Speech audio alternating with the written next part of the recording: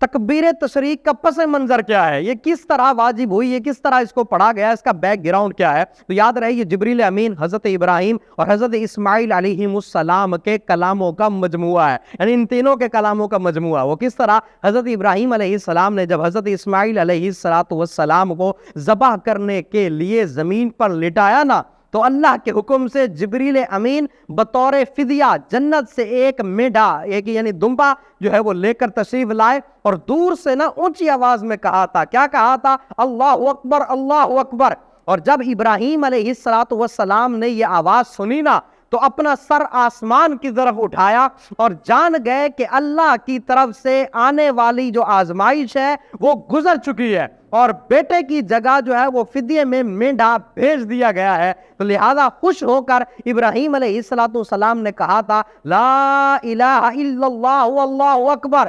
اور جب حضرت اسماعیل علیہ السلام نے یہ سنا نا، تو انہوں نے کیا کہا؟ حضرت اسماعیل علیہ السلام نے کہا اللہ اکبر وللہ الحمد۔ اس کے بعد ان تینوں پاک حضرات کی ان مبارک الفاظ کی ادائیگی کی یہ سنت ہے نا، یہ قیامت تک کے لیے اللہ کریم نے جاری و ساری فرما دی۔